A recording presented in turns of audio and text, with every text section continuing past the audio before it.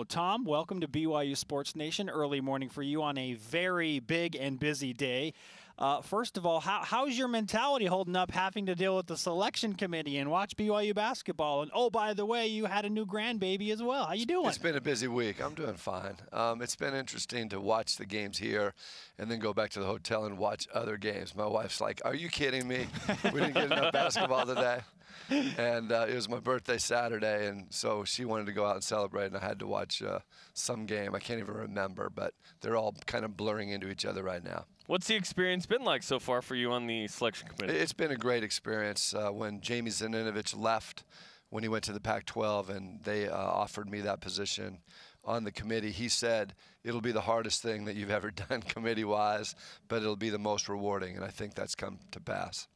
What was the first thing you learned once you started meeting with the committee and really delving into this project? What was the first storyline that you'll remember? Gosh, the only thing I can remember is the book that we had to look through was about 4 inches tall and or thick, and it's intense. Every meeting we have, we've met 5 different times where we fly to some place in the country to sit there and talk about the tournament or the site selections or whatever it might be. And so there's way more that goes into it than just selecting the teams and seeding them. What surprised you the most about learning how to do this? Well, it's just games. You know, it's like a junkie. I'm a sports junkie.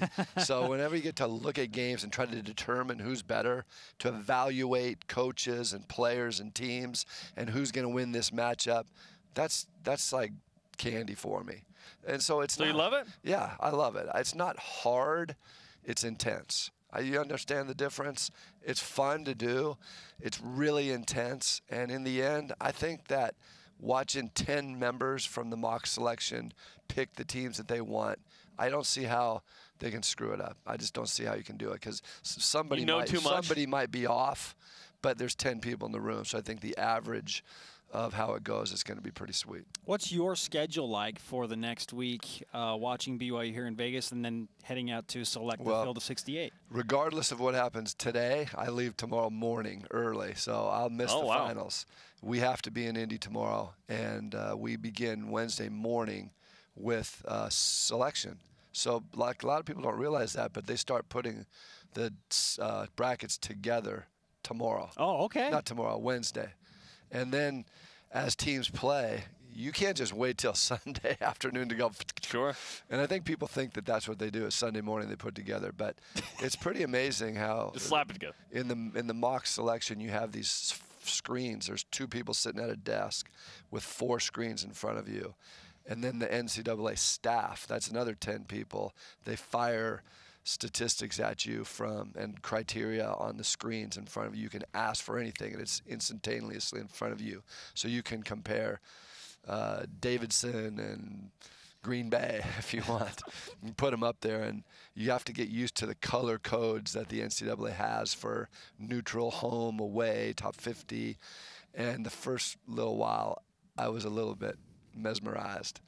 But after about 3 hours of that, it starts to come to you. So I'm hoping that it comes back quickly on Wednesday. You mentioned a mock selection. When's the first time, and I guess how many times, have you guys put together what you might think the field of 68 looks like as you prepare for the next 5 days? One time in the mock selection. That's when you put all together the seeds and the teams that you're going to select, and you do it in a Reader's Digest version.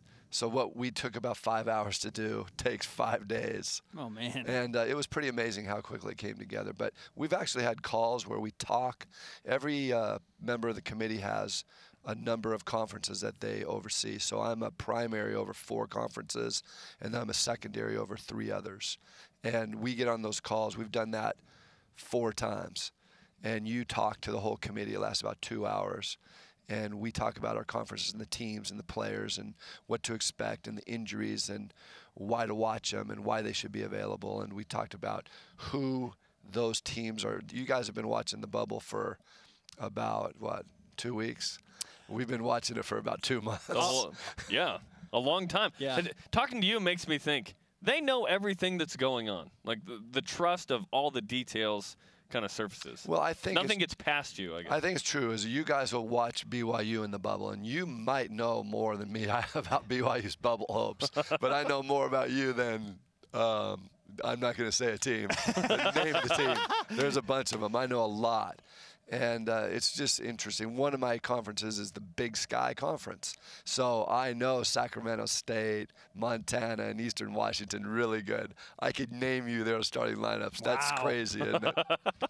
You'd be a play-by-play guy for the Big Sky No, I couldn't do Conference. that. I couldn't do that.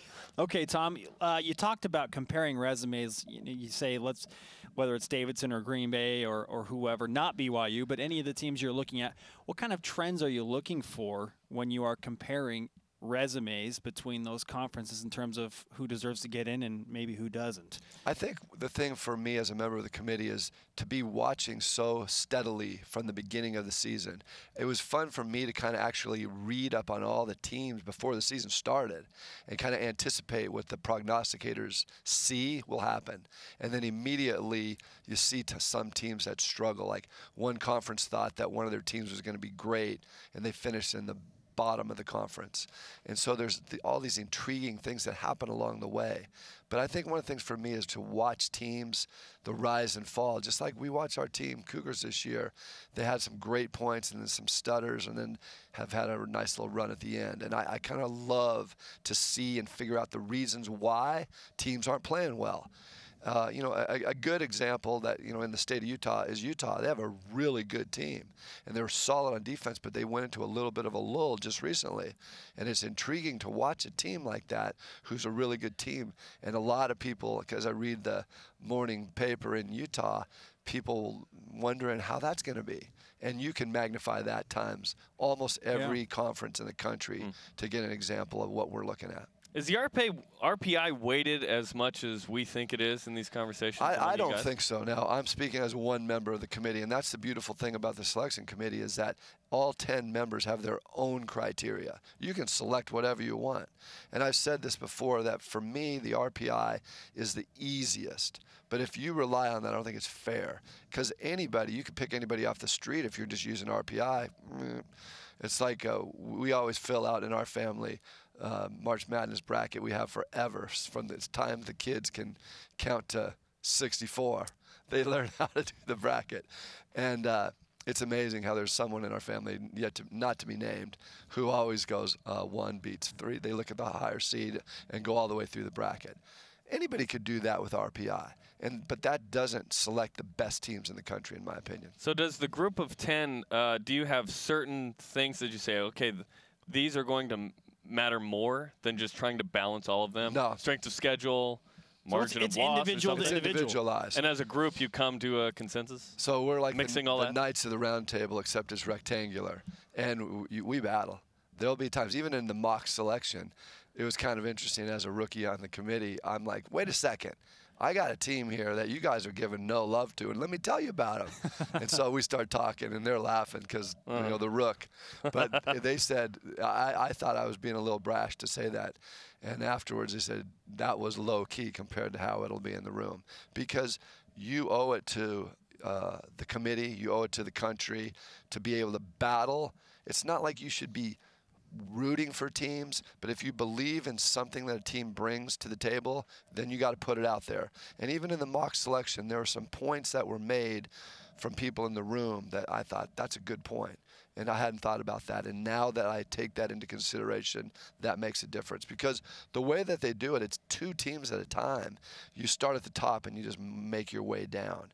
And so you're going about 2 teams at a time. Say if you're on the 7th and 8th team, and 7 goes in, now 8 goes against 9, and maybe 9 goes in, then 7 drops, and it keeps drop, and you're wondering what in the world's going on. Here's a great team, and they're dropping, and you wonder why that happens.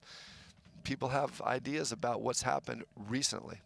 Oh, to be a fly on the wall in that room this week. Hey, we we're a little bit late in doing this, but this is really the first chance that we've had to thank you for giving us your all-access football pass to the set. So we want to deliver to you an official pair of BYU Sports Nation blue goggles. And if you so happen to want to wear those on Selection Sunday, just be like, hey, it looks like BYU should be in. You know, go ahead and throw those babies on. After you step out of the room. That's a precious gift. I really appreciate it. Tom, thanks for the time. Hey, my pleasure, guys.